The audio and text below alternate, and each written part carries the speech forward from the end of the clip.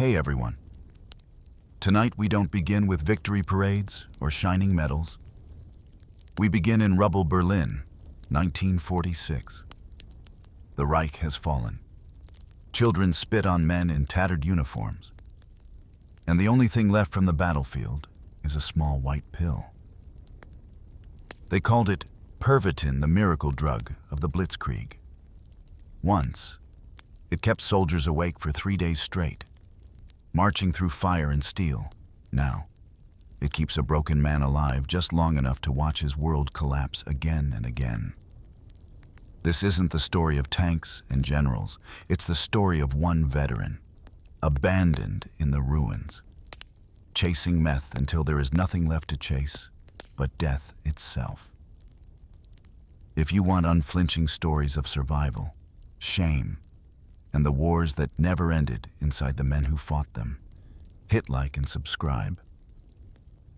And in the comments, tell me where are you watching from and what shadow of history still haunts your world today. Now, steady yourself and follow me into the ruins of post-war Berlin, where meth became the final battlefield.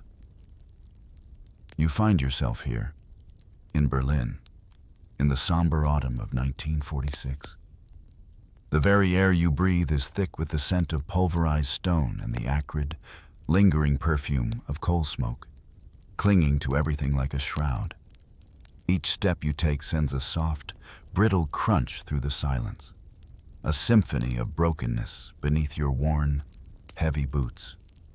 The world around you is a vast, open wound of rubble, an endless panorama of skeletal buildings reaching up to the gray sky, their hollow eyes staring back at you. Twisted metal girders, like exposed bone, pierce the air, monuments to a life that once was, now utterly lost. And everywhere, children, their cries, sharp and sudden, pierce the air, a constant, low hum of misery that seems to have woven itself into the fabric of this broken city. You stumble, your gait uneven, clad in a uniform that once held dignity, now merely a collection of tattered threads and faded memories. It hangs loosely on your frame, testament to a stomach that has known true emptiness for far too long. A hollow ache that has become a constant companion, a dull throb beneath your ribs as you navigate a narrow path, carefully picking your way around a heap of fallen bricks. A small, gaunt figure, an orphan no older than 7 or 8, emerges from the shadows of a bombed-out doorway. His eyes, too old for his young face, fix on you with a searing intensity.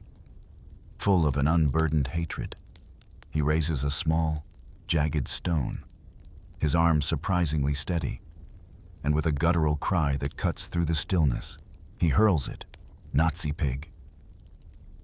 The words strike you harder than the stone, which bounces harmlessly off your shoulder. You don't flinch, don't turn, don't even offer a whisper of a reply. There's no energy left for defiance, no will for explanation. Your gaze remains fixed forward on the next crumbling obstacle, the next stretch of despair. Instead, your left hand instinctively rises, fingers finding the small, familiar lump within your breast pocket. You clutch it, a small, almost imperceptible gesture, but one that grounds you, that pulls you back from the precipice of utter collapse. Inside, carefully wrapped, are a few Pervitin pills. Once, you were hailed as a Superman of the Blitzkrieg, a tireless machine of war, propelled forward by an artificial vigor.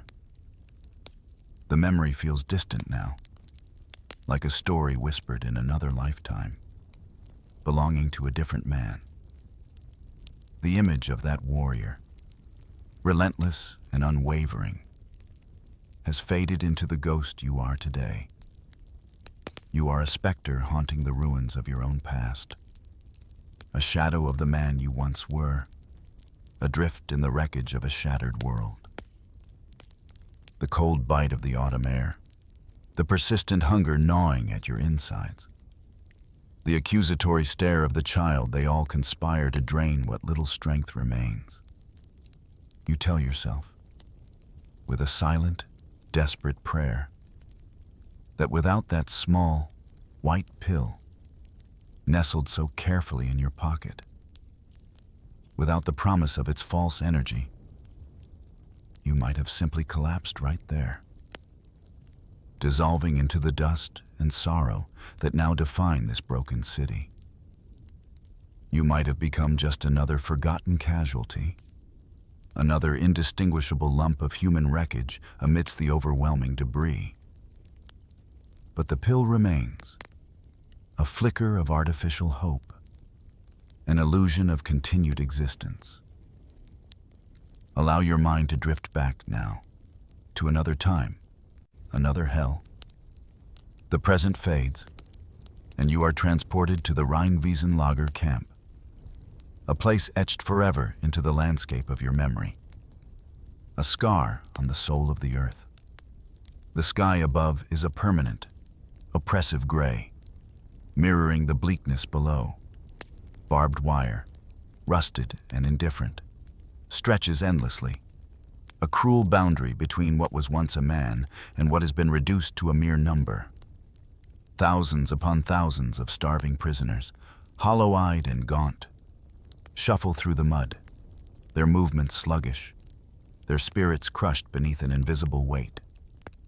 The air here is heavy, not just with the damp chill, but with an inescapable, pervasive stench, the smell of slow, creeping death. It clings to your clothes, to your skin. It invades your nostrils and settles deep within your lungs, a constant reminder of the fragility of life and the abundance of its ending. As the sun dips below the horizon, casting long, skeletal shadows across the sprawling, muddy grounds, the camp descends into an eerie silence, broken only by the groans of the sick and the occasional, hushed whispers of despair. Then, the grim ritual begins. Figures move through the twilight, faceless and methodical, dragging bodies. They are not carried with reverence, but hauled like sacks of potatoes, unceremonious burdens across the frozen earth, destined for the mass graves that pockmark the periphery of the camp. You lie on the cold, damp ground, huddled with others, your eyes wide open, staring into the suffocating darkness.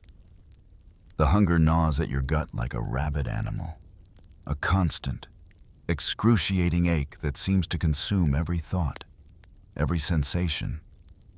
Your body trembles uncontrollably, not just from the biting cold, which seems to seep into your very bones, but from a profound terror.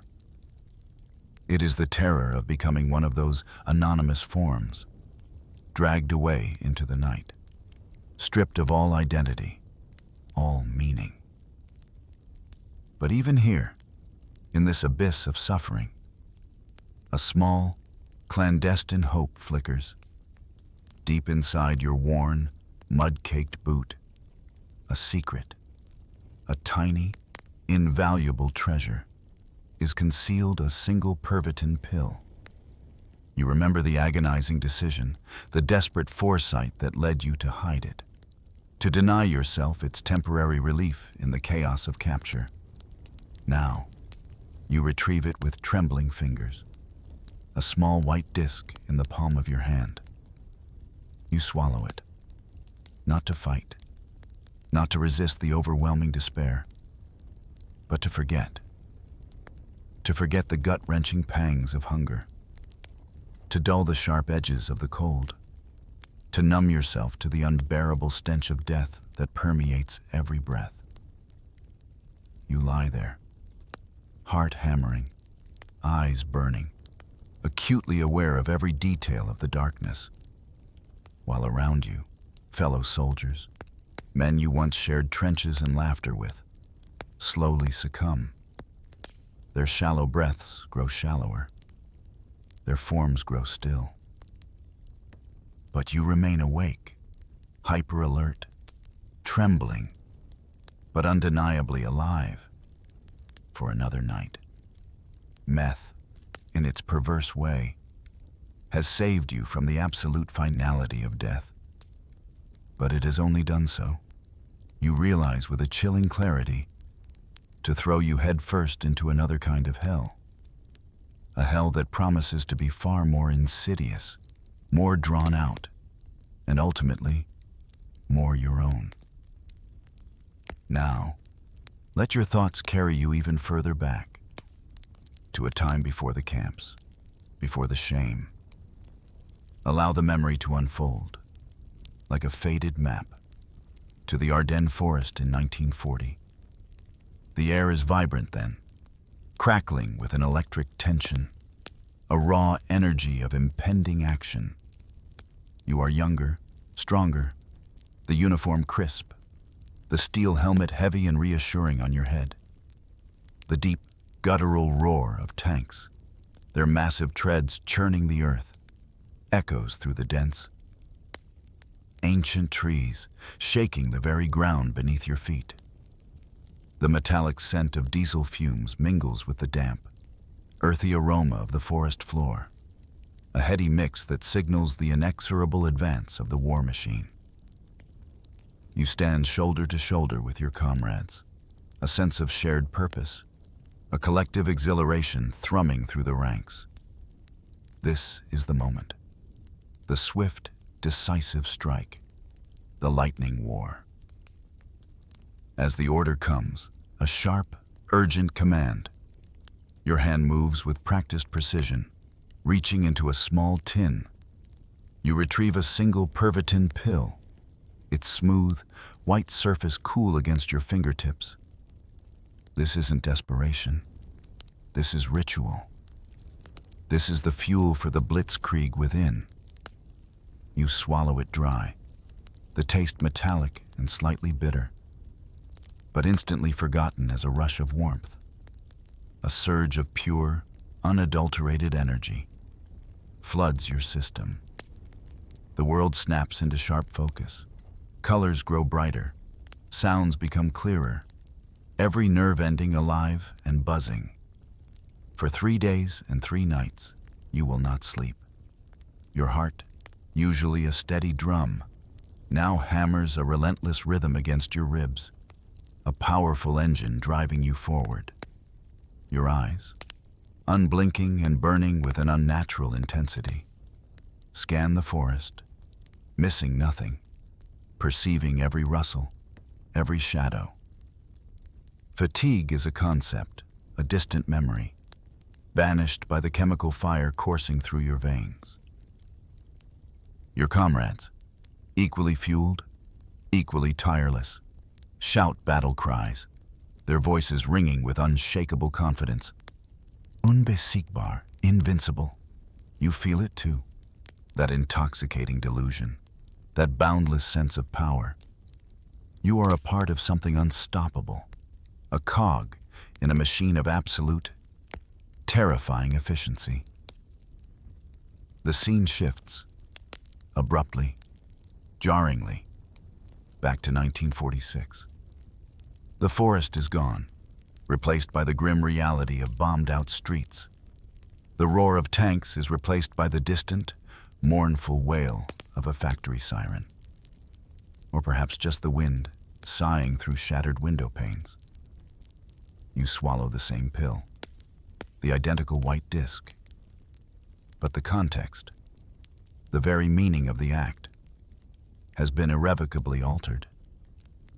The rush is still there, the artificial energy, the pounding heart, the burning eyes.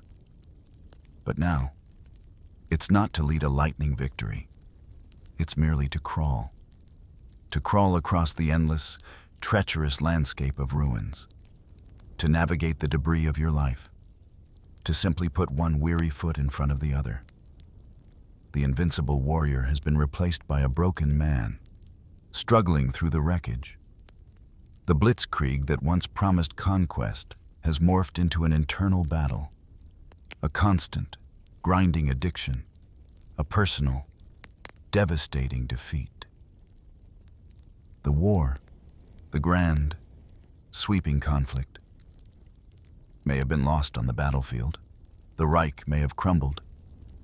But you realize, with a heavy, chilling certainty, that the small white pill, that once heralded secret weapon, still conquers you. Its dominion is absolute, its victory over you complete. The day slowly bleeds into evening, painting the desolate sky with bruised purples and exhausted oranges. You find a temporary refuge, a damp boarding room, tucked away on a side street, miraculously spared from complete destruction, though bearing the scars of neglect. The walls are a symphony of peeling paint, a kaleidoscope of faded colors revealing layer upon layer of past lives. Each chip and flake a whisper of forgotten stories. The air is stagnant, heavy with the faint, persistent smell of mildew and stale tobacco. A single, grimy window offers a view, not of life, but of more ruin, a cityscape of broken dreams. You sit on the edge of a narrow, lumpy cot, the mattress thin and unyielding beneath you, listening to the creaks and groans of the old building, each sound amplified in the profound silence of your solitude. There's no one here to talk to, no one to share the burden of this crushing loneliness, this pervasive sense of defeat. As midnight descends, a cold, inky blackness that seems to swallow all hope, the inevitable begins.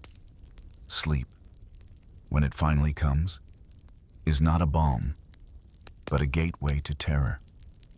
The nightmares, relentless and vivid, descend upon you with a visceral force, dragging you back into the very heart of the inferno. You are there again, in Stalingrad, the unforgiving landscape of ice and fire. The crimson glow of burning buildings illuminates a sky choked with smoke, casting long, dancing shadows of impending doom.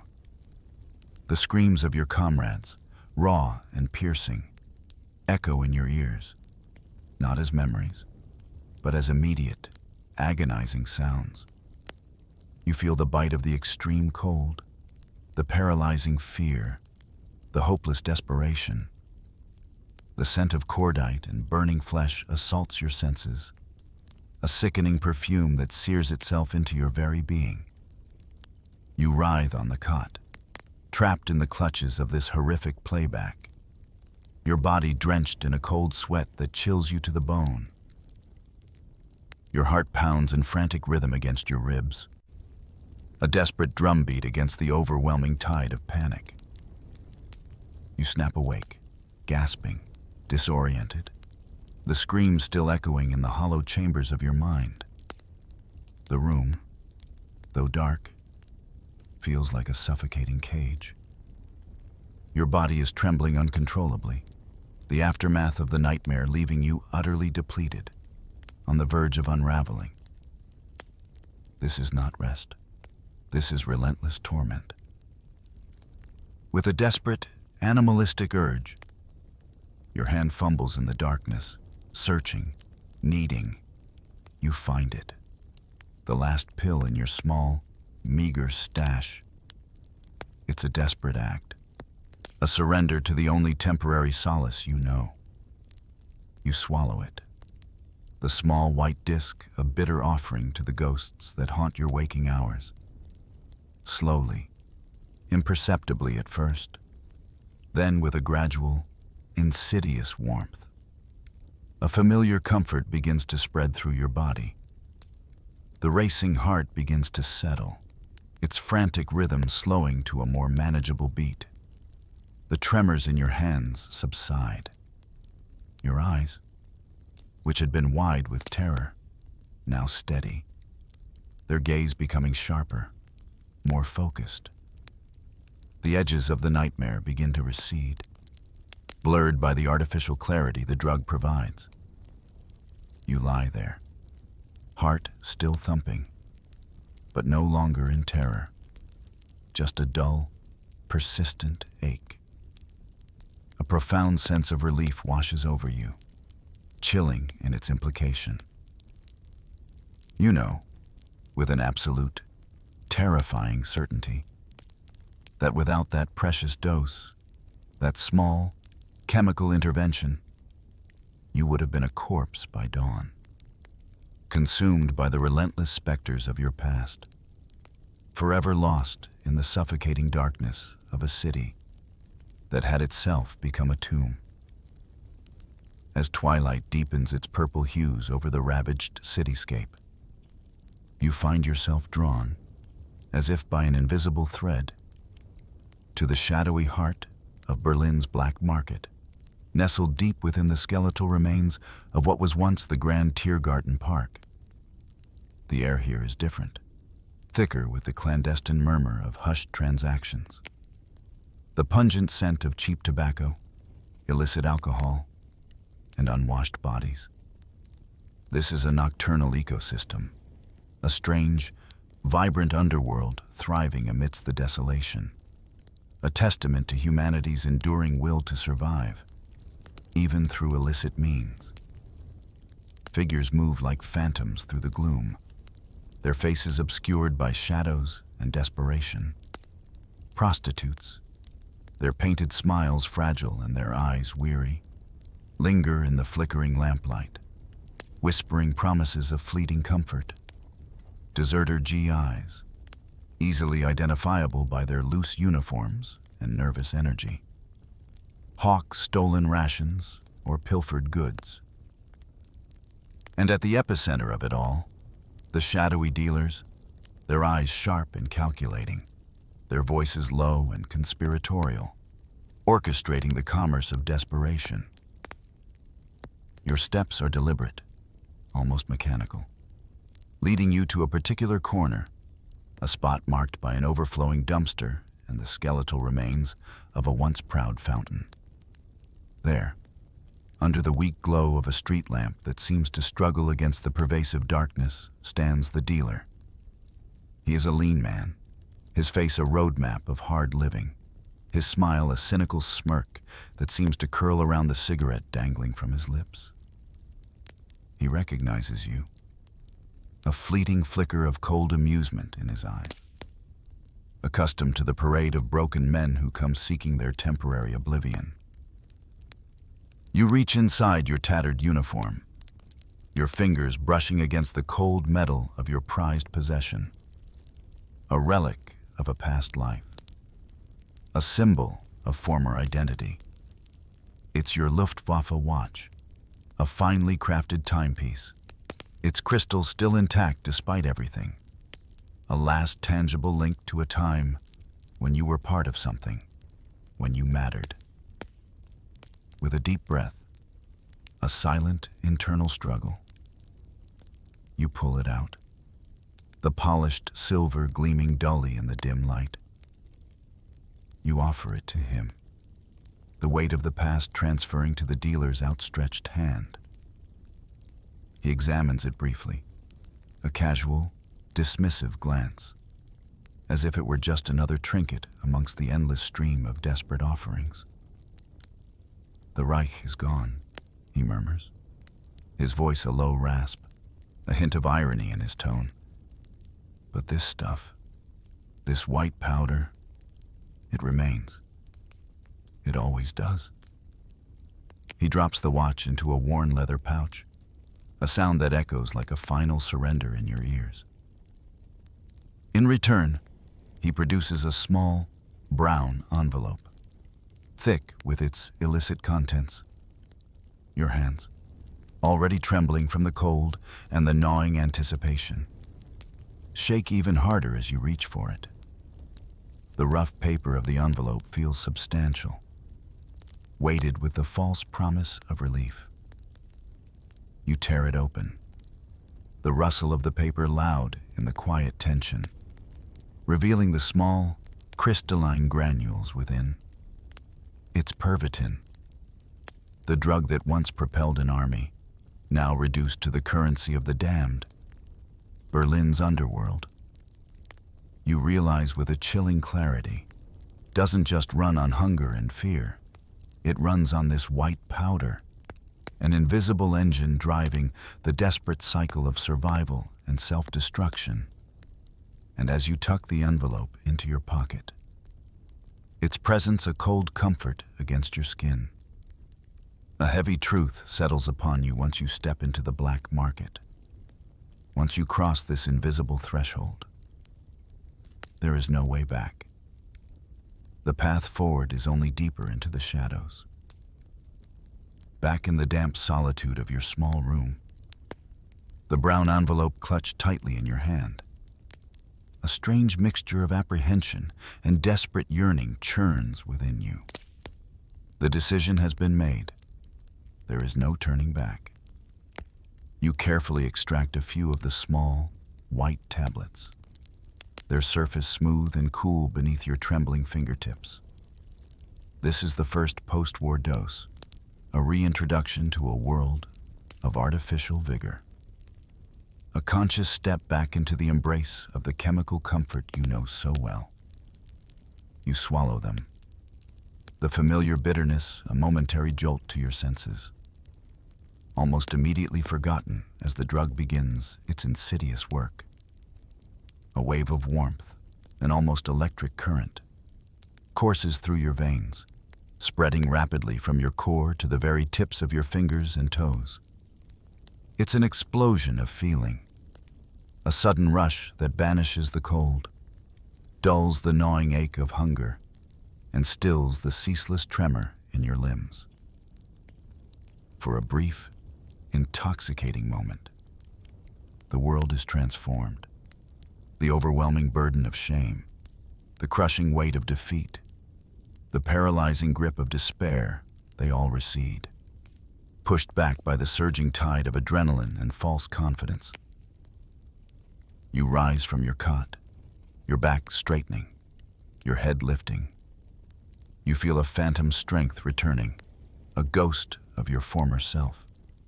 You feel, for that fleeting, precious interval, like a soldier again.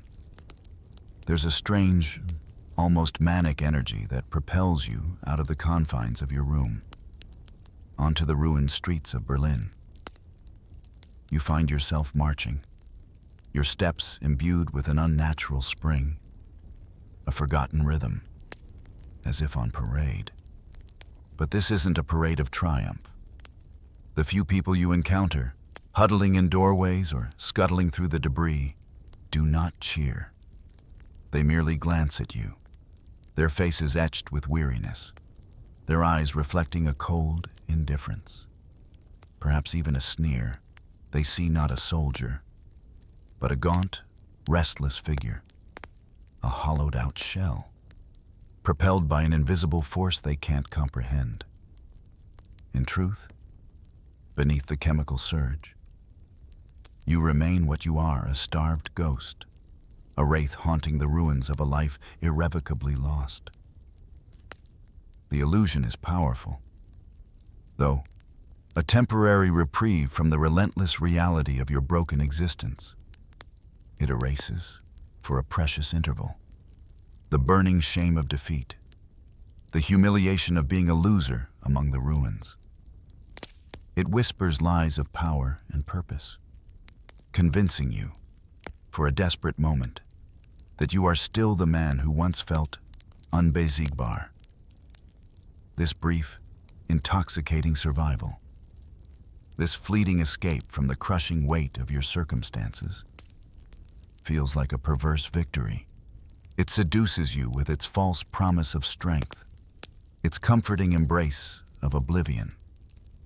But even as the artificial high lifts your spirits, a chilling realization settles deep within you. Every pill swallowed is a fake victory, a hollow echo of what once was, and simultaneously, a very real, very profound defeat, slowly but surely claiming another piece of your soul. drawing you deeper into its relentless, unforgiving grip. The temporary rush is a deceptive illusion, masking the insidious erosion of your true self, leaving you ever more beholden to its chemical embrace. The morning light. What little penetrates the perpetual gloom of post-war Berlin filters through your grimy window, marking the beginning of another day, another cycle of survival. Your body stirs, not rested, but already anticipating the ritual that has become the sole anchor in your adrift existence. The first thing you do, before even acknowledging the gnawing emptiness in your stomach or the persistent chill that clings to your bones, is reach for your hidden stash, one pill. This single, white disc is your morning prayer, your morning offering to the relentless demands of the world outside. You swallow it, dry, with a gulp, and feel the familiar, insidious warmth begin to spread. This morning dose isn't for fighting battles or storming enemy lines. It's for the mundane, yet utterly exhausting battles of daily life, to give you the illusory strength to stand in the endless ration lines, to push through the jostling crowds, to endure the hours of waiting, just for a meager crust of bread or a spoonful of watery soup. Without it, the weight of the world, the sheer physical and mental exhaustion of existence, would surely pin you down, render you immobile, defeated before the day has even truly begun. As the day wears on, a slow, grueling crawl through the debris-strewn streets and the relentless search for sustenance, the initial rush begins to fade, replaced by a growing restlessness, a subtle unease that whispers of its impending absence. And so, as the gray light of evening once again gives way to the deep, suffocating darkness, another ritual begins. One pill. This evening dose is for a different purpose entirely. It's not about strength or alertness. It's about a desperate plea for oblivion, a fragile shield against the terrors that lurk in the depths of your mind. You swallow it in the quiet solitude of your room, hoping it will grant you the fragile gift of a few hours of sleep. Sleep that is not plagued by the roaring flames of Stalingrad, not tormented by the piercing screams of dying comrades, not haunted by the faces of those you lost. You hide these precious pills everywhere, a paranoid ritual born of fear and necessity. Tucked into the worn soles of your boots, carefully concealed beneath the thin pillow on your cot, secreted behind loose bricks in the crumbling wall, each spot a tiny, desperate vault for your most vital possession. A day without them, even the thought of it, sends a shudder of pure dread through your body. It would be an unadulterated hell, a descent into a gnawing abyss of physical pain, unbearable anxiety, and the relentless onslaught of memories you strive so desperately to suppress. You cling to the illusion of control, whispering to yourself, to the ghosts in the shadows, that you are in control, that this is a choice, a necessary evil, not an inescapable prison. You tell yourself that you dictate the terms, that you decide when and how much. But deep down, beneath the layers of denial and chemical fog, a chilling question persistently echoes. A relentless whisper in the quiet chambers of your mind: who controls whom? Is it truly you, the broken veteran, desperately clinging to a semblance of agency? Or is it the small, white pill, the insidious chemical, that now holds absolute dominion over your every thought, your every action, your very existence? The answer, you realize, is slowly, irrevocably, becoming clearer with each passing day. The line between the brutal reality of post-war Berlin and the haunting specters of your past has begun to blur, dissolving like smoke in the wind. Your mind, already frayed by exhaustion, hunger, and the relentless assault of the drug, struggles to maintain a coherent grasp on the present. The bombed-out buildings, their jagged, skeletal forms reaching towards the perpetually gray sky, no longer remain mere ruins. As you navigate the desolate streets, picking your way through piles of debris, the rubble begins to shift, to transform before your eyes. It twists and contorts, morphing into the familiar, terrifying landscape of the trenches of Stalingrad. The frozen earth now replaced by the endless, treacherous mounds of broken brick and concrete. You can almost feel the biting wind, hear the distant, guttural cries of men, even smell the metallic tang of blood in the air. The present becomes a terrifying echo of the past, indistinguishable and overwhelming. The mundane sounds of the shattered city become distorted, sinister. A distant tram bell, its metallic clang usually a familiar urban sound, now rings out with the sharp, terrifying resonance of artillery fire, the piercing shriek of incoming shells.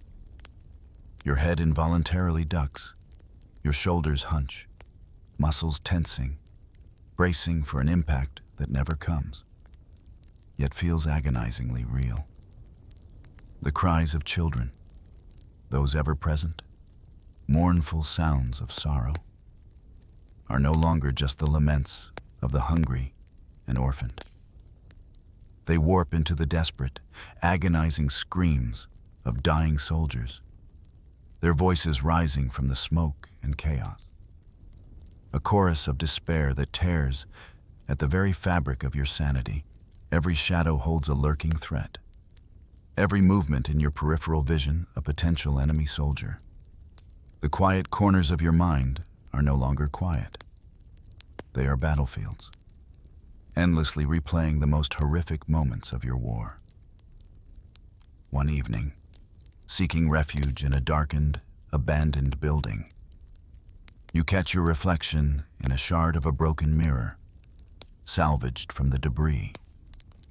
The glass is cracked, fractured, and the image it shows is equally distorted, unsettling. You stare at it, your breath catching in your throat, trying to reconcile the figure staring back at you. Is it the half-soldier? The ghost of the warrior you once were? His eyes still burning with an echo of past defiance? Or is it the half-corpse, the gaunt, ravaged figure whose skin is pale and drawn, whose eyes are bloodshot and hollow, whose lips are cracked and dry? The two images bleed into each other, an unsettling chiaroscuro of life and death, of memory and decay. Berlin, the city of your present, and the relentless, tormenting memories of your past, have irrevocably merged into one unending nightmare, a suffocating, inescapable loop of horror and despair. You find yourself whispering aloud, to no one, to the empty air, the chilling confession that has become a constant torment in your fractured mind. I no longer knew what year I lived in. The boundaries of time and reality have crumbled, leaving you adrift in a terrifying, timeless void, forever caught between the ruins of a war that never truly ended, and a present that offers no solace, only the perpetual echo of its darkest moments. The slow, insidious betrayal of your own body has become an inescapable reality, a cruel mirror reflecting the internal devastation wrought by the war and the drug. Look at yourself. Your skin, once taut and tanned from exposure and health, is now a sickly, pallid gray, stretched thin over protruding bone. The hollows beneath your cheekbones are deep and cavernous, your jawline sharp and angular, revealing the stark architecture of your skull. Your bones, once hidden beneath muscle and flesh, now seem to stick out in stark relief, particularly your ribs, each one a painful testament to the relentless hunger that has hollowed you out. Your eyes, once keen and alert, are now perpetually bloodshot, veined with angry red lines, sunk deep into their sockets, dull and lifeless, flickering with a desperate, chemical fire. They are the eyes of a man who has not truly rested in years. The insidious decay doesn't stop there. Your teeth, once strong and capable, have begun to rot, a testament to neglect and the ravages of poor nutrition and persistent drug use. Their surfaces are stained, their edges chipped. Some are loose, causing a dull ache in your jaw. Your breath, when you manage a shallow exhalation, is foul, a metallic, sickly aroma that you can sometimes taste on your own tongue. This physical deterioration is relentless, a constant companion that reminds you of your profound vulnerability. Without the drug, the tremors that begin as a subtle trembling in your hands escalate into a full-body shudder, an uncontrollable vibration that makes even the simplest tasks impossible. Your heart, already overworked by the constant chemical stimulation, races erratically, a frantic drumbeat against your ribs, threatening to burst from your chest. The feeling of utter physical collapse, of being on the precipice of utter biological failure, is never far away. Paradoxically, despite the gauntness, the skeletal frame, your stomach, though utterly empty, never truly feels hungry. The powerful suppressive effects of meth have stolen away even that most fundamental human sensation. The drug has replaced food, becoming the only sustenance your body seems to crave, the only thing that silences the desperate cries of your internal organs.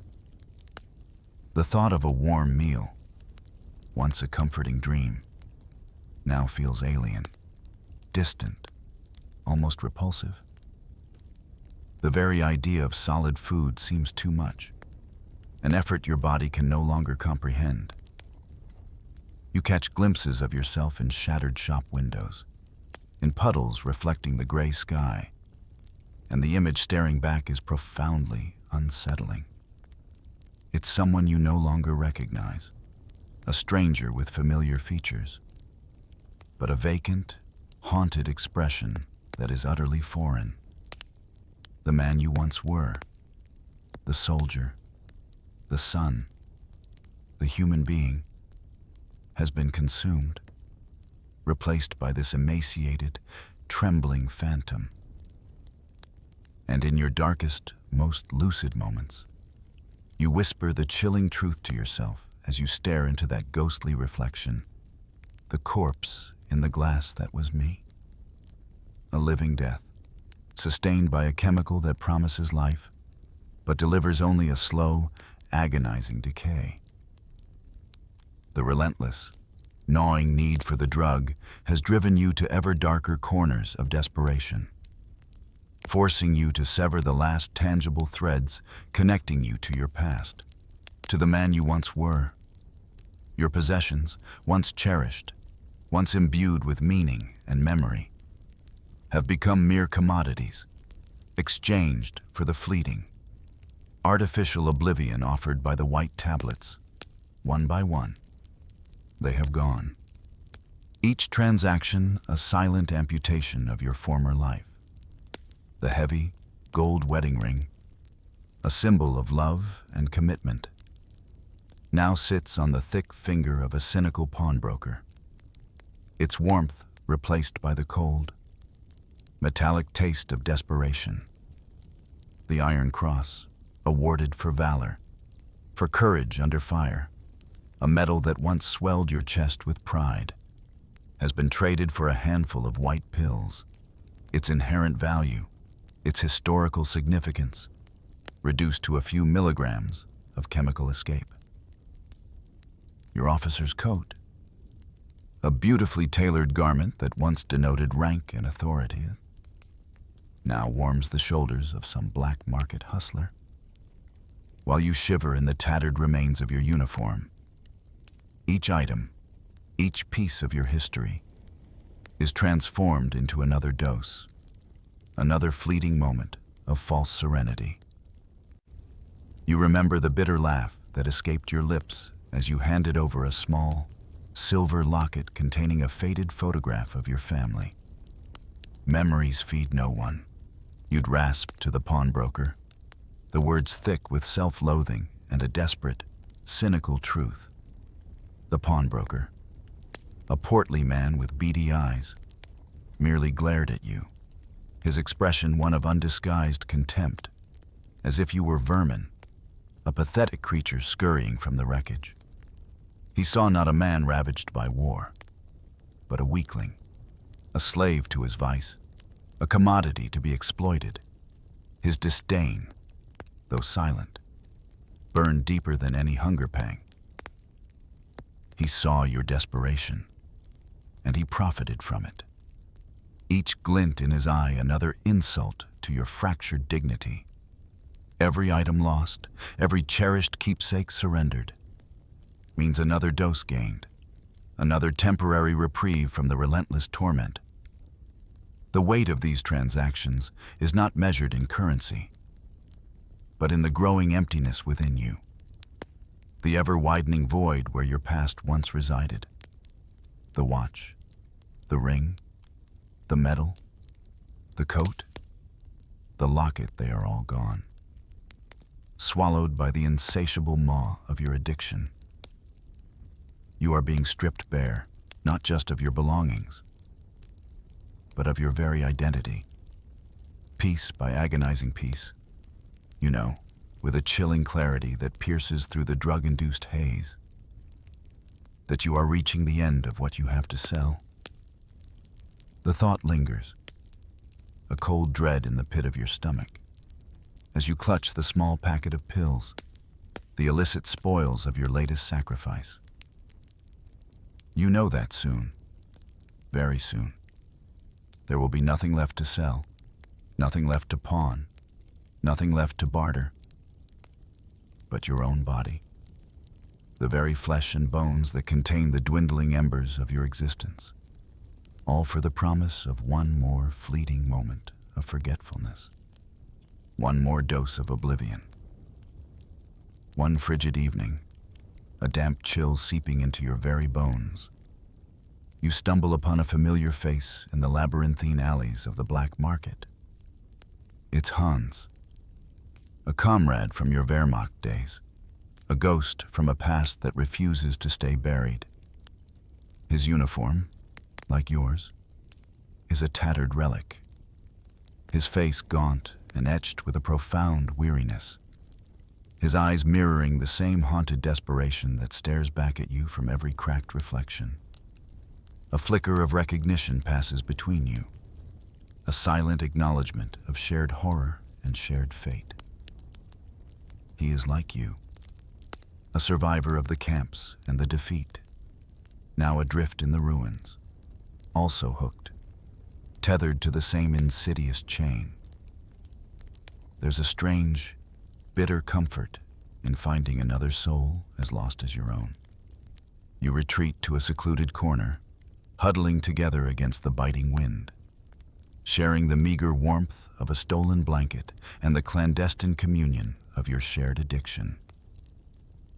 With trembling hands, you both produce your small packets, the familiar ritual a grotesque parody of breaking bread. You share pills, the bitter taste a testament to your mutual enslavement. As the drug begins to take hold, a fleeting warmth spreads, dulling the edges of the cold and the gnawing hunger. The silence between you is filled with the unspoken weight of shared suffering. Until Hans, his eyes suddenly bright with a chemically induced nostalgia, begins to speak. He recounts fragmented memories of the Ardennes, the brief, intoxicating moments of victory, the camaraderie, the delusion of invincibility. His voice, hoarse and thin, swells with a fragile pride as he remembers a time when you both believed yourselves untouchable.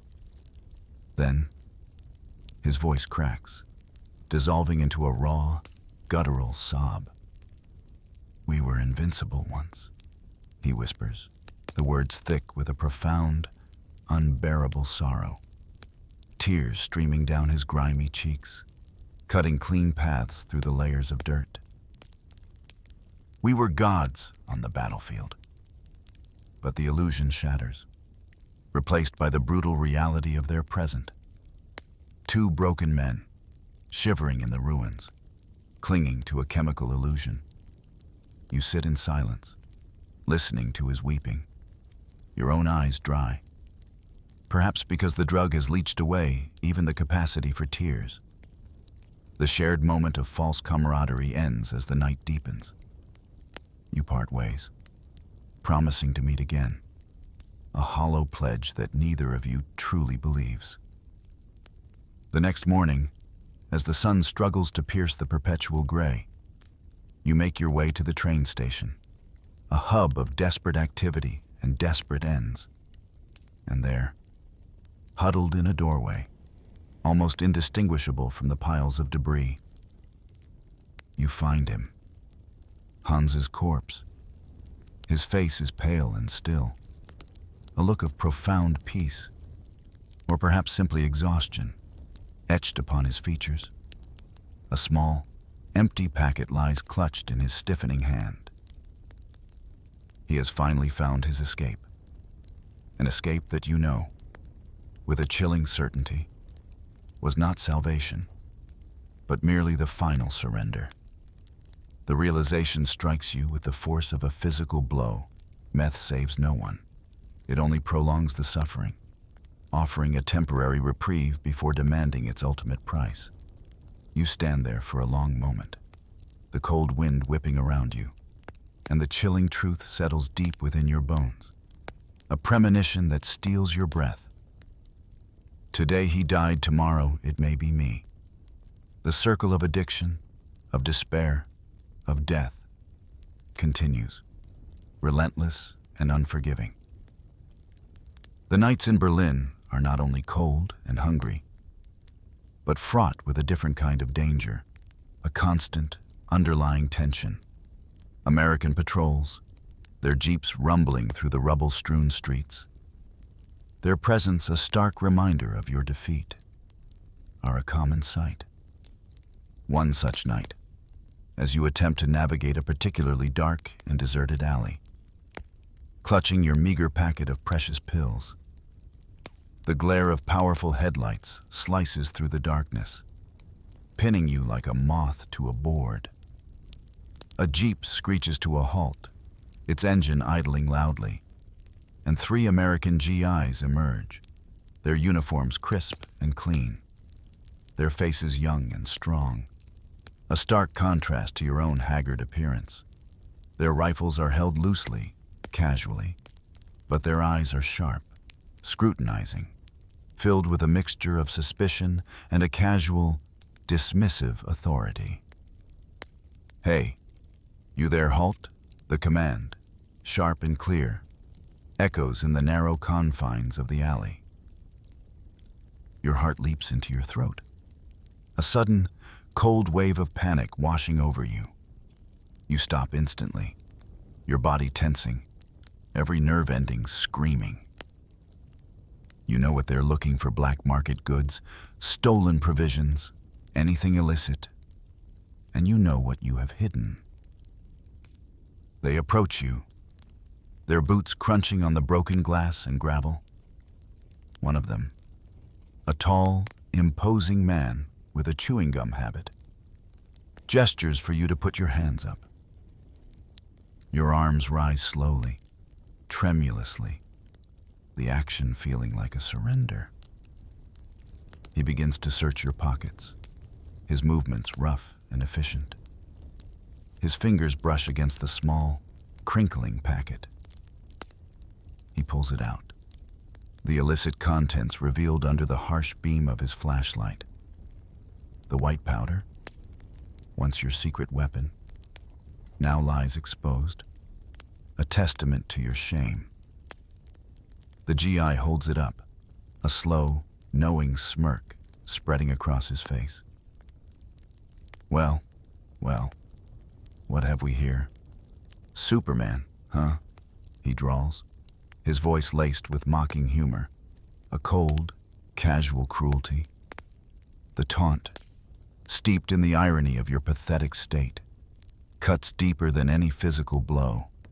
The shame, raw and burning, washes over you, scalding your skin, making your face flush even in the cold night air. You bow your head, unable to meet his gaze, unable to bear the utter contempt reflected in his eyes, the casual disdain of the victor over the vanquished. Your body trembles uncontrollably, not just from fear, but from the profound humiliation of being exposed, of having your deepest weakness laid bare before your former enemies. You stammer, trying to find words, any words, to diffuse the situation, to explain, to beg. With a desperate plea, you manage to offer him the few remaining German marks you possess, a paltry bribe, a desperate attempt to buy back your fleeting dignity and escape their mocking scrutiny. He eyes the money, then the packet, a calculating look in his eyes. He takes the cash, a dismissive flick of his wrist. He pockets your pills too, a trophy of sorts, before waving you away with a grunt. Get out of here, old man. Don't let me see you again. You escape, stumbling away into the darkness, the echo of their laughter following you. You are free, for now, from their physical captivity. But the shame, the profound, burning humiliation of that encounter digs deeper than any hunger pang, cuts sharper than any physical wound. Even your enemies, the very soldiers you once fought against, now see your abject slavery to the drug, your utter surrender to its chemical chains. You are no longer their prisoner. You realize with a soul-crushing certainty, but the drugs, and that, in its own way, is a far more inescapable, far more humiliating form of bondage. The initial rush, the fleeting warmth and false strength, has become a desperate chasing of a fading memory. The single pill, once sufficient to propel you through a day or quiet the demons of the night, no longer holds the same power. Your body, an insidious traitor, has built a tolerance, demanding more, always more, for even a whisper of that elusive relief. The gnawing emptiness, the relentless tremors, the returning flood of nightmares, they all return with greater intensity, demanding a heavier price. One pill is no longer enough.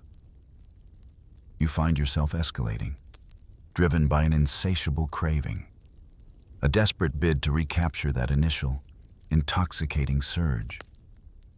You take 2, then 3, the small white discs swallowed with a growing desperation. The effects are immediate, overwhelming. You are awake, truly, terrifyingly awake, for 3 days straight, your body thrumming with an electric, unnatural energy.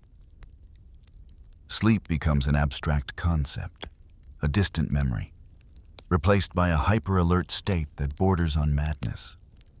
Your eyes bulge, red-rimmed and bloodshot, staring unblinkingly at the ever-present ruins, seeing things that aren't there, hearing whispers that no one else can.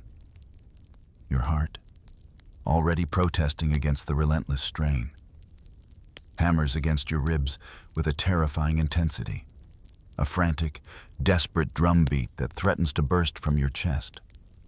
You can feel every beat, every thump, every erratic flutter, a constant, physical reminder of the chemical tempest raging within you. The world around you takes on a hallucinatory quality, distorted, fractured, echoing the broken landscape of your own mind. One evening, huddled in a corner of an abandoned building, the flickering light of a stolen candle casting long, dancing shadows, your mind finally gives way. In the darkest recess of the room, amidst the shifting shadows, a figure coalesces. It's Hitler. His eyes, burning with a fanatical intensity, fix on you. His voice, once a booming roar, now a spectral whisper, fills the silent room, urging you on, demanding loyalty. Keep fighting, he commands, his spectral hand outstretched, pointing to invisible enemies, to phantom battlefields. And you, in your drug-addled delirium, believe him. You struggle to your feet, your emaciated body swaying, and with a desperate, ingrained reflex, you salute, a broken veteran pledging allegiance to a ghost. The gesture is pathetic, a final, cruel irony. But as the image of the Führer wavers, as the illusion begins to crack, the brief, manic surge of loyalty collapses into a profound, gut-wrenching despair. You fall to your knees, the raw, guttural sobs of a child tearing from your throat, mingling with the chilling echoes of his command. Tears stream down your face, hot and cleansing, but offering no real solace. Meth, you realize in that moment of shattered sanity, gives only illusions, never true strength. It promises power, but delivers only weakness. It offers invincibility, but leaves you utterly vulnerable, stripped bare of all dignity. You know, with a horrifying, undeniable clarity, that this escalating consumption, this desperate chase for a fleeting high, is killing you. It is slowly, meticulously, grinding you into dust, eroding your body and your mind, consuming the very essence of who you are. Yet, even with this terrifying knowledge, the insidious grip of the addiction is too strong, the chemical chains too tightly bound. You cannot stop. The next pill, the next dose, is already a whisper in your mind. An irresistible siren song promising another moment of false reprieve, another plunge into the comforting abyss of oblivion. Even if it means the final, ultimate surrender of your life. In the midst of Berlin's utter devastation, amidst the widespread despair and the overwhelming sense of loss, a different kind of human spirit quietly, relentlessly, asserts itself. You see them every day, a stark contrast to your own decaying existence, the Trümmerfrauen, the rubble women. They are everywhere, an army of silent, determined figures, moving through the shattered landscape of the city, their bodies often as gaunt as your own, their faces etched with lines of weariness and hardship. Yet, there is a profound difference. They are rebuilding, stone by painstaking stone, brick by weary brick. They clear the debris, salvage what can be saved, and begin the arduous, almost impossible task of resurrection. They are thin, often dressed in patched, threadbare clothes, their hands calloused and raw from the relentless labor. Their faces are smeared with dust and sweat, their movements slow and deliberate, but imbued with an unshakable resolve. They haul buckets of rubble, hoist heavy timbers, and sort through the remnants of shattered lives. Their determination, a quiet, powerful hum against the backdrop of destruction. You often find yourself observing them from a distance, hidden in the shadows of a crumbling doorway or perched on a pile of debris, clutching your small packet of meth like a precious, life-sustaining treasure. Your body, frail and trembling, protests against the slightest exertion. The sight of their unwavering labor, their sheer, unyielding will to mend what has been broken, fills you with a complex mixture of awe, despair, and a profound, burning shame. They rebuild Germany, patiently, methodically, reclaiming their lives and their city from the jaws of catastrophe. And you, in stark, agonizing contrast, sit trembling, clutching your poison, destroying yourself, tearing down the very foundations of your own being. Piece by agonizing piece, you are a destructive force, not against an enemy, but against yourself. One particular woman stands out in your memory. Her face, though tired, radiates a quiet strength. Her eyes, the color of a winter sky, meet yours across a wide expanse of rubble. She is hauling a heavy wooden beam, her small frame straining under its weight. Her gaze, when it locks with yours, is not one of pity, nor curiosity, but of pure, unadulterated contempt. There is no understanding, no sympathy, only a searing condemnation that pierces through your drug-induced haze. She sees not a veteran, a man broken by war, but a pathetic, self-immolating waste of a human being. Her silent judgment, more potent than any shouted insult, burns deep within you, leaving an indelible mark. It confirms your deepest fears, your most agonizing self-loathing. As she turns her back, resuming her tireless work, the truth echoes in your hollowed-out chest. A bitter, inescapable realization they carried bricks, the very building blocks of a new future, while you carried nothing but poison, the very substance that ensured your own slow, agonizing destruction. Their labor was a testament to life, your existence, a slow, deliberate surrender to death. The relentless consumption of the drug has stripped away not only your dignity and your memories, but the very essence of your physical form, leaving behind a husk, a skeletal parody of a man. The visible signs of decay are everywhere, an undeniable testament to the slow, insidious poisoning of your body. Your ribs jut out from beneath your pallid, almost translucent skin, each bone a stark, brutal reminder of the persistent hunger and the chemicals' relentless feast upon your flesh. Your skin itself is a map of suffering, covered in sores, both small and festering, where neglect and poor circulation have taken their toll. Some are raw, weeping, others are scabs, picked at by nervous, trembling fingers. These lesions itch and burn, a constant, irritating companion that offers no reprieve. Your teeth, once strong and capable, are now a distant memory. Most are gone, fallen out due to decay and the destructive habits fostered by your addiction. The few that remain are rotten, black stumps, a grotesque testament to your body's profound neglect.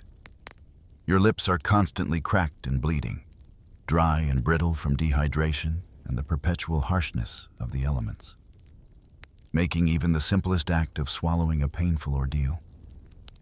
The very act of living has become an arduous, excruciating effort. A few stairs, a short flight to an upper room in an abandoned building, leaves you gasping for breath, your lungs burning, your heart hammering against your ribs as if desperate to escape your dying body. Each ascent feels like climbing a mountain, each step a monumental task. The exhaustion is profound, a deep, pervasive weariness that seeps into your very bones, making every movement a conscious struggle against total collapse. Yet, despite this profound physical deterioration, Despite the agonizing pain and the overwhelming weakness, the desperate, unyielding craving for the drug persists. An iron will that defies all reason. Your trembling hands, gnarled and raw, still reach, instinctively, compulsively, for the small packet of pills. The impulse is primal, overriding all pain, all exhaustion, all fear. Your body may be betraying you, crumbling before your very eyes. But the addiction maintains its absolute dominion.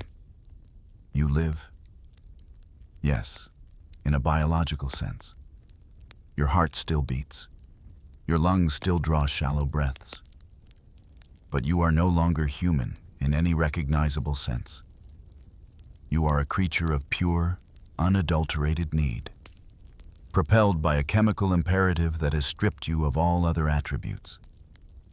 The terrifying truth whispers to you from the depths of your broken spirit, a chilling acknowledgement of your own living death. I was just a corpse kept walking by meth, a macabre puppet, animated by a drug that promises life but delivers only the slowest, most agonizing form of demise. The relentless progression of your addiction, a descent into ever darker depths, has brought you to a new, terrifying threshold. The pills, once a powerful key to artificial vigor, have become less effective, their effects duller, their promise more elusive. Your body demands more, and the craving becomes a physical agony, a deep, unbearable ache that gnaws at your very being. In the desperate, shadowed corners of Berlin's underworld, amidst the hushed transactions and the furtive glances, a new whisper reaches your ears, a new temptation. A dealer, his face a mosaic of scars and shadows, leans in close, his voice a low, seductive rasp. "Inject," he murmurs, his eyes glinting in the dim light. "Faster, stronger. You'll feel it truly then." The words hang in the air, a terrifying allure, promising an escape more profound, more immediate than anything you've known. The resistance is fleeting, swallowed by the overwhelming need. You find yourself in a hidden alcove, a makeshift sanctuary of desperation, the air thick with the smell of stale fear and chemical longing. The needle, a thin, menacing gleam of silver, feels alien in your trembling fingers. The preparation is clumsy, fumbling, but driven by a desperate compulsion. The powder is mixed with a few drops of scavenged water, transformed into a murky liquid. Then, with a deep breath that catches in your throat, you plunge the needle into a vein on your arm. A sudden, sharp sting, a shocking intrusion. The liquid enters your bloodstream, and for a glorious, terrifying moment, the dealer's promise rings true. It's an explosion, a white-hot detonation of euphoria that consumes your entire being, rushing through your veins with an overwhelming force. All pain, all shame, all hunger, all reality, they vanish in an instant, replaced by an ecstatic, boundless sensation of pure, untainted bliss. For that fleeting moment, you are truly invincible, truly free, truly. But the euphoria is as fleeting as it is intense, replaced by its inevitable, devastating consequences. Soon, the vivid purple sores begin to appear, ugly, inflamed marks on your arms where the needle has pierced your flesh, where the drug has wreaked its destructive havoc. Your veins, once robust pathways, become ruptured, collapsing under the relentless assault, dark lines tracing their irreparable damage. Your arms, once strong and capable, are now a landscape of tracks and wounds, a canvas of your self-destruction. You wrap rags around them, torn strips of scavenged cloth, desperate to hide the gruesome evidence of your deepening depravity, to conceal the horrifying truth from the casual, condemning glances of passers-by. The shame returns, heavier now, laced with a new layer of self-disgust. There is no turning back now. The line has been crossed, irrevocably.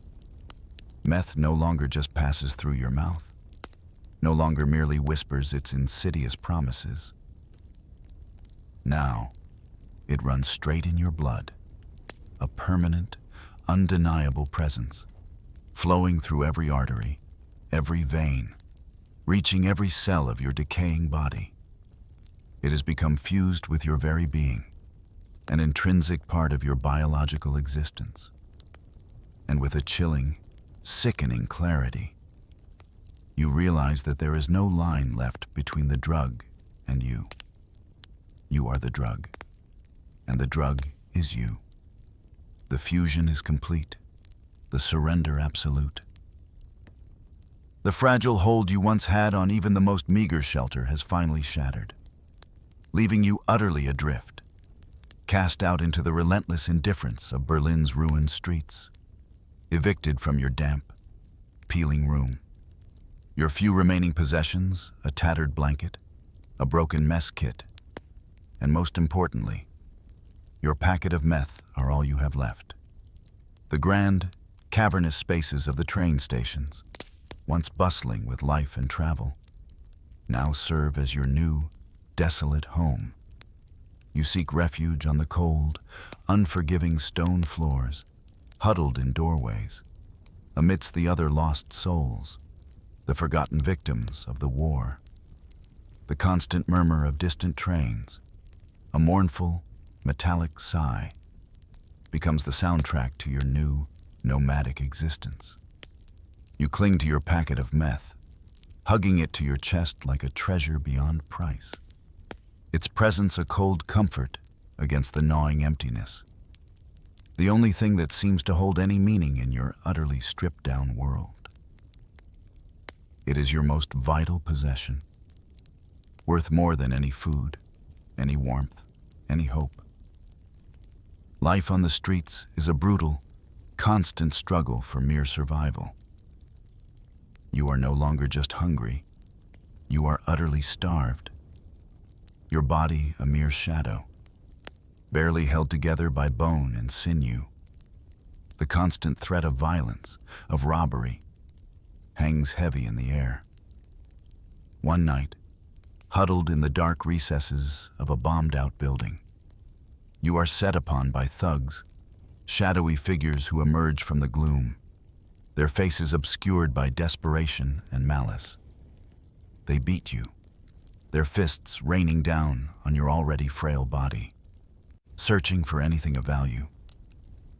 You fight back with a desperate, animalistic ferocity, not for your life, but for the small packet of pills, the only thing that matters,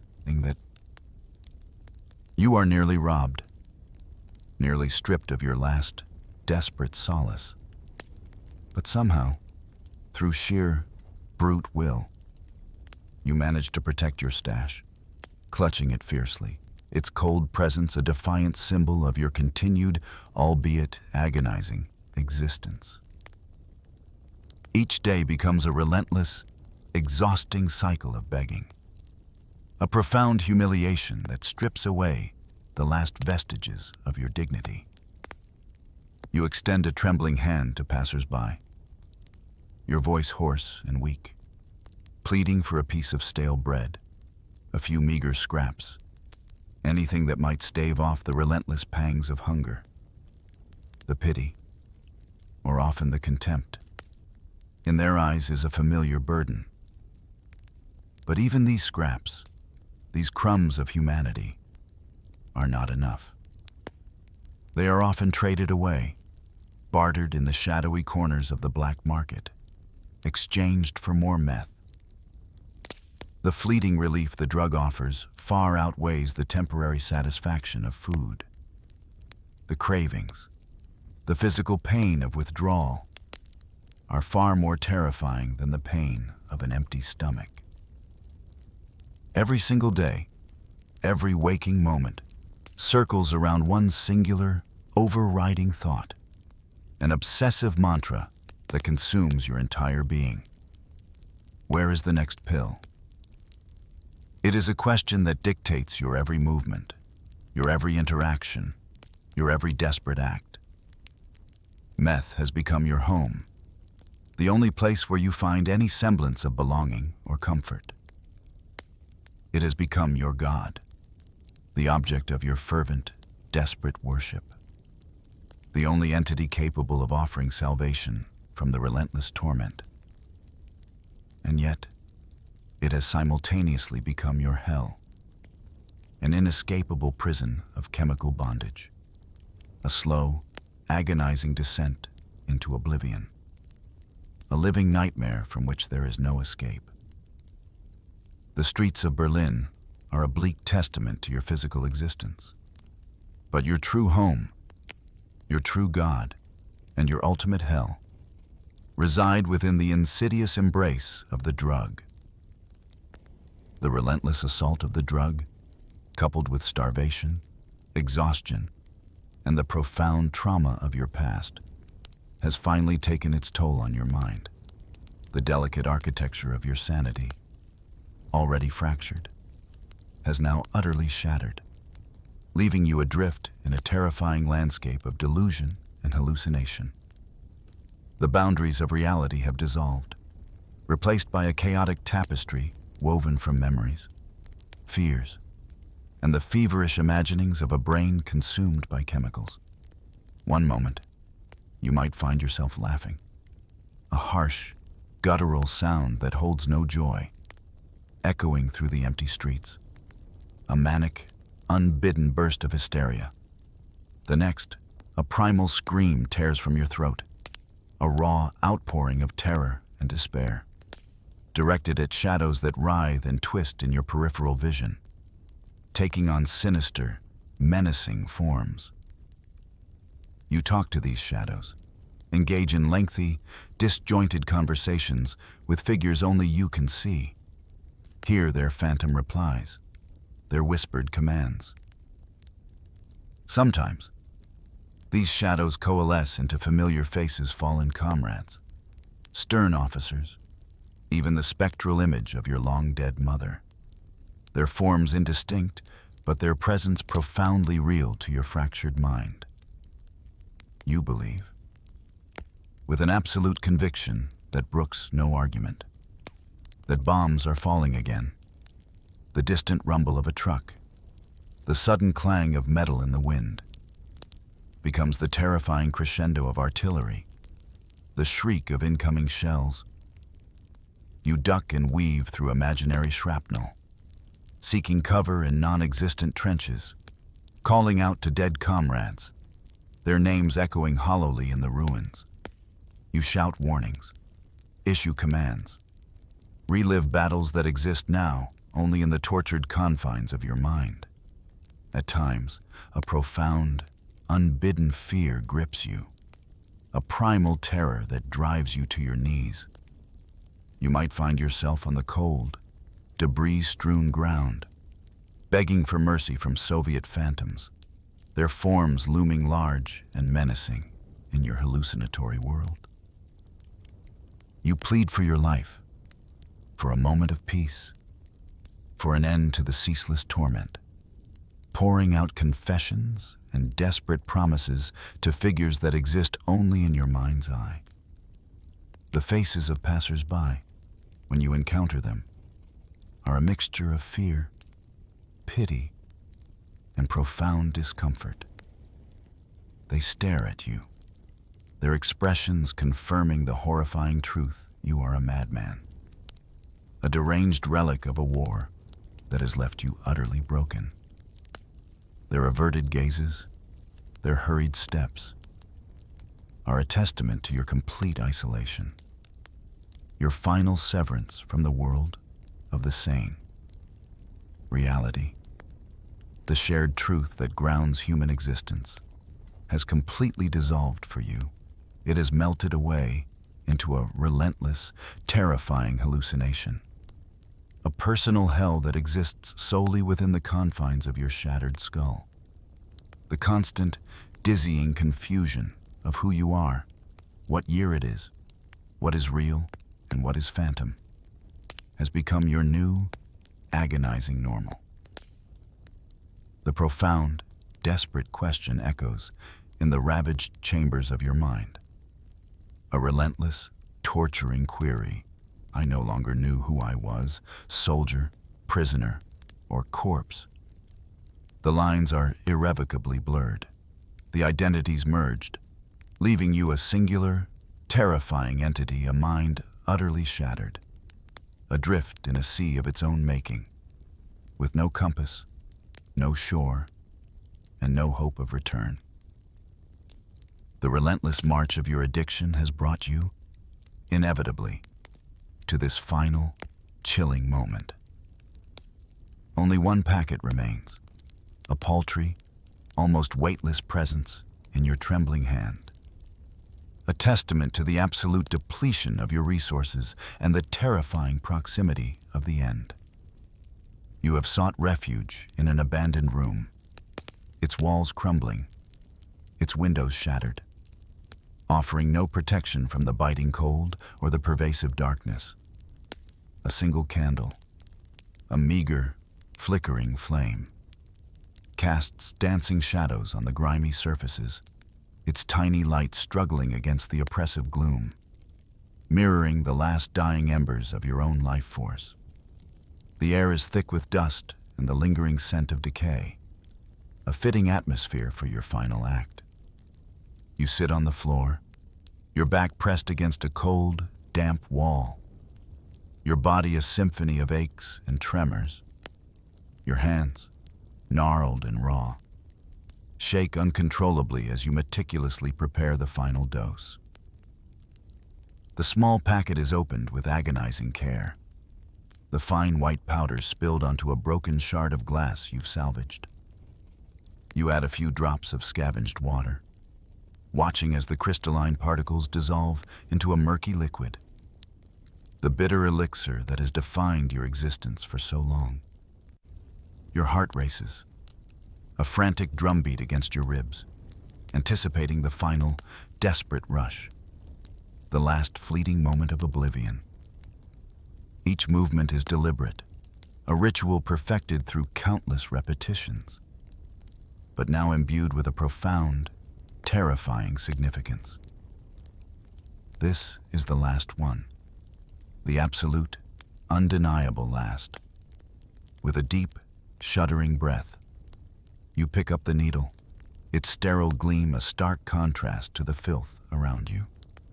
Your fingers, despite their trembling, guide it to a vein on your arm, a vein now scarred and ravaged by countless previous intrusions.